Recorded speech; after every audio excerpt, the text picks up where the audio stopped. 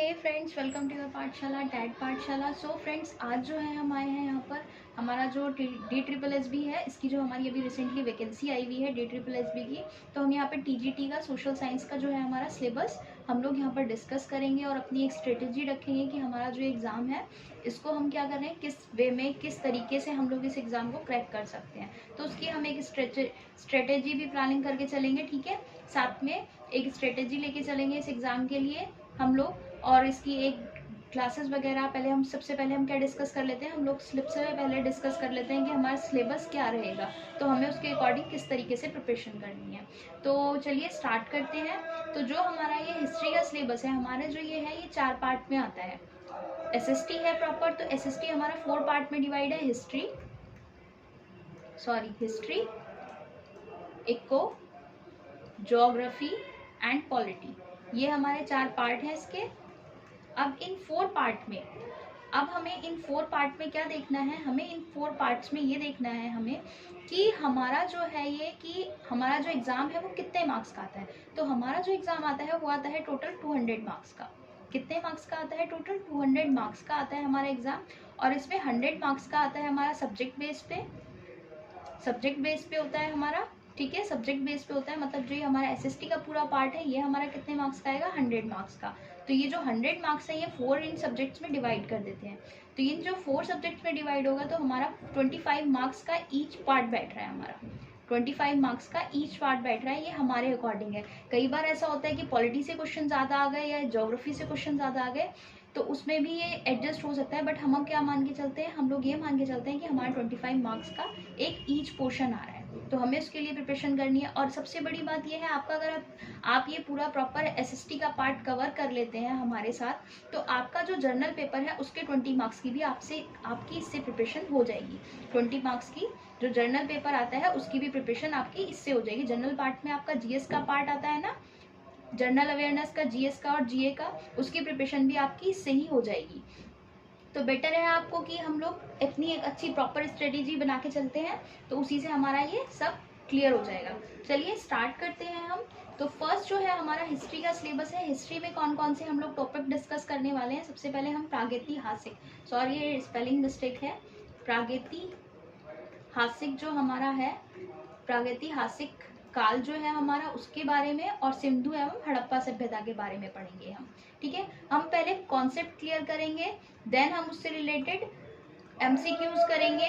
पहले हमने concept clear किया हमारा, उसके बाद उससे रिलेटेड MCQ करेंगे, फिर हम प्रैक्टिस सेट करेंगे।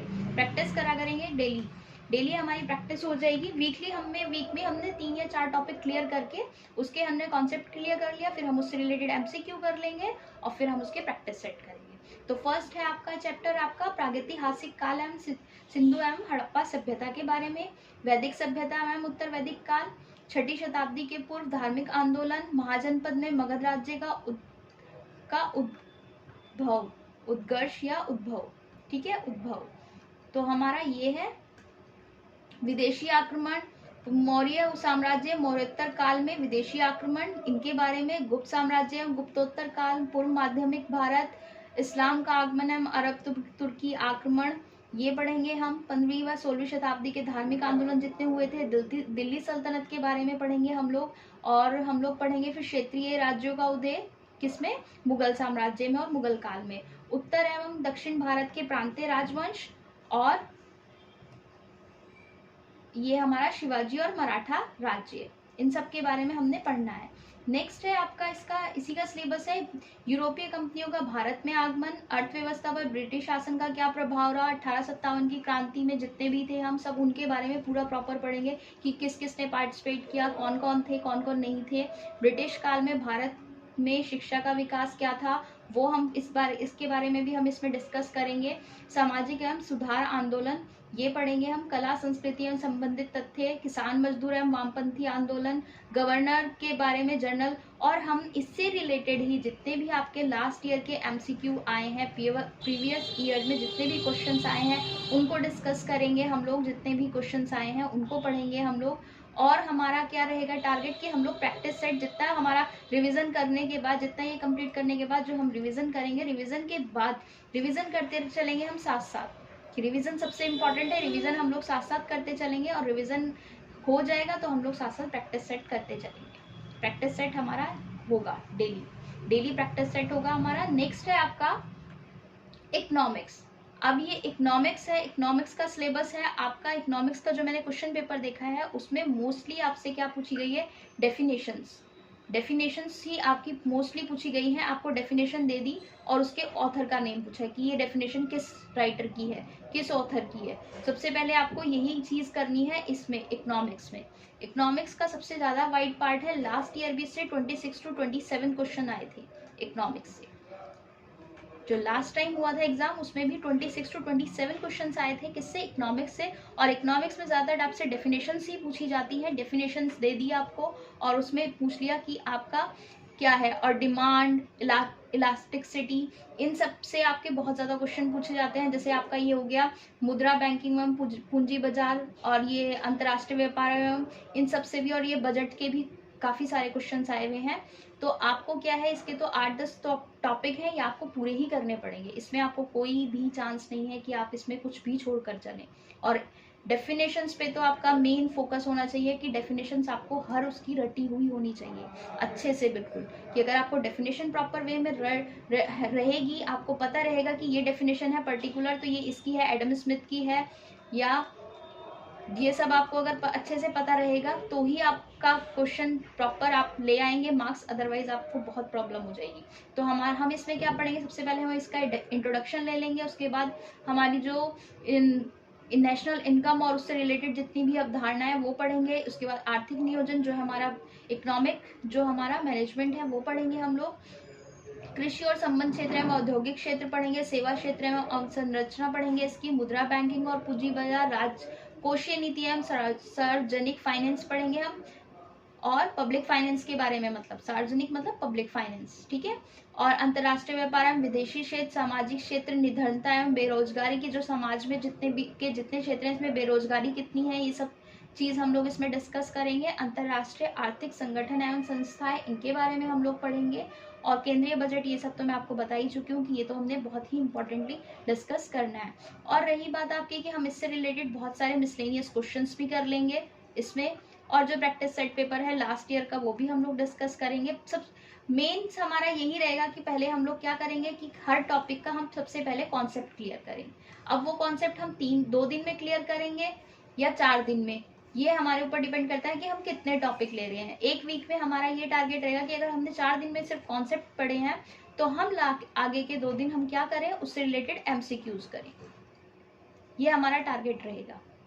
नेक्स्ट क्वेश्चन है, नेक्स्ट पार्ट है आपका पॉलिटी का। अब ये हमारा आ गया पॉलिटी भी आपको पता है अपने आप में एक वाइड सिलेबस है पॉलिटी का भी, इससे भी काफी सारे क्वेश्चंस आते हैं। और ये आपको पता ही है कि जब आपके इकोनॉमिक्स से इतने सारे क्वेश्चन आए हैं तो ये तो पॉलिटी वैसे ही सबका फेवरेट होता है, तो इससे तो वैसे ही बहुत सारे क्वेश्चन आने हैं।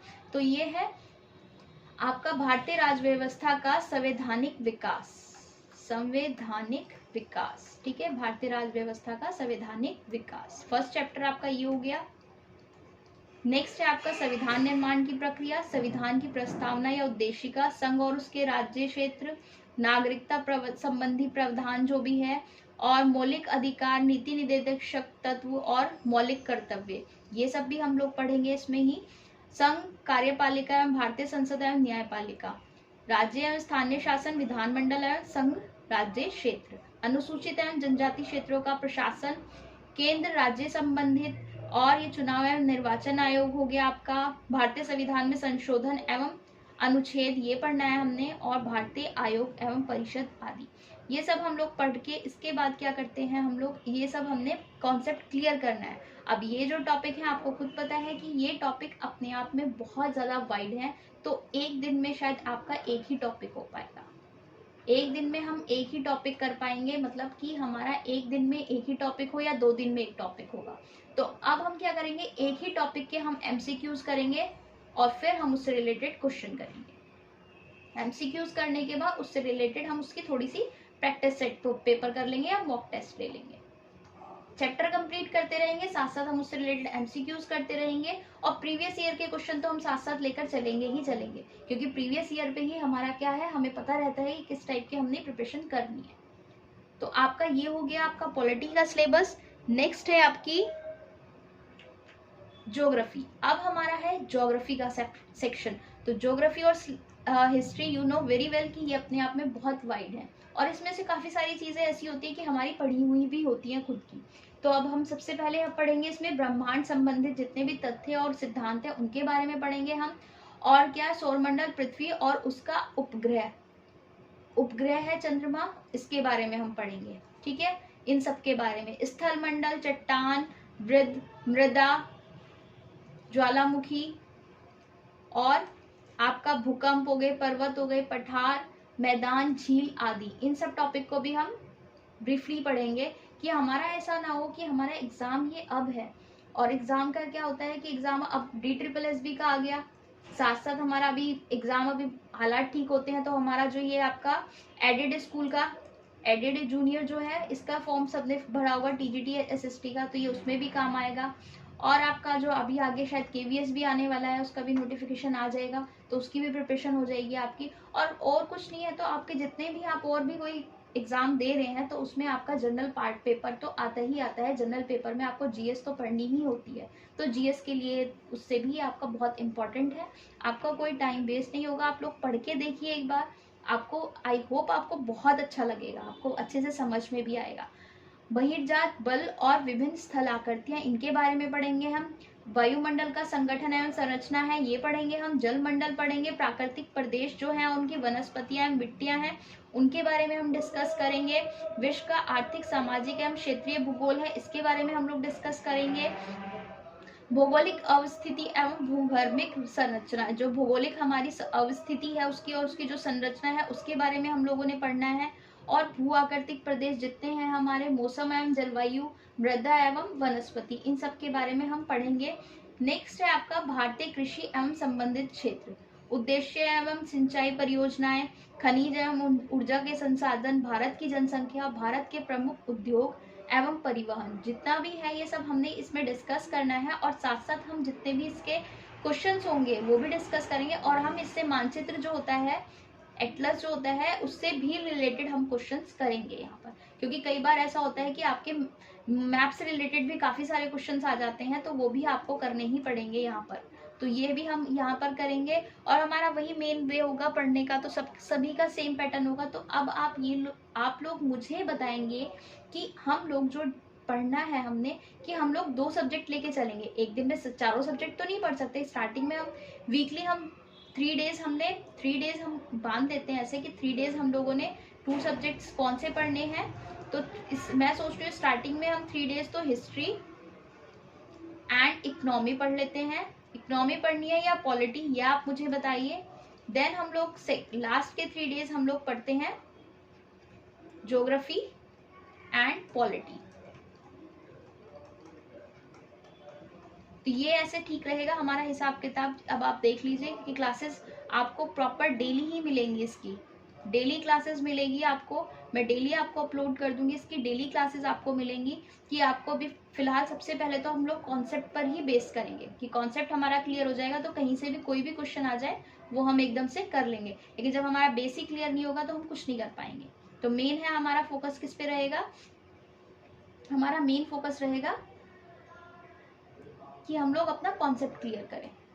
मेन फोकस हमारा कॉन्सेप्ट क्लियर करने पर रहेगा। ठीक है, तो हमारा जो मेन कॉन्सेप्ट है तो वही हम क्लियर करते हैं। अब आपका क्या है कि आपने डिस्कस कर लिया है कि अब आपके कल से क्लासेस स्टार्ट हो जाएंगी। कब से क्लासेस स्टार्ट हो रही हैं आपकी? क्लासेस हो रही हैं आपकी कल से स्टार्ट। कल से आपने क्लासेस स्टार्ट कर देनी है अपनी। हम लोग कल से क्लासेस स्टार्ट कर रहे हैं। फ्रेंड्स, तो आपको ये समझ में आ गया कि हमारा सिलेबस है अच्छे से। तो अब ये फ्रेंड ये है कि आप लोग चैनल को मेरे सब्सक्राइब कर लीजिए, ताकि आपको डेली नेट क्लासेस का नोटिफिकेशन मिलता रहे और आपको डेली पता चलता रहे कि आपकी कौन सी क्लास आ रही है, कौन सी क्लास नहीं आ रही।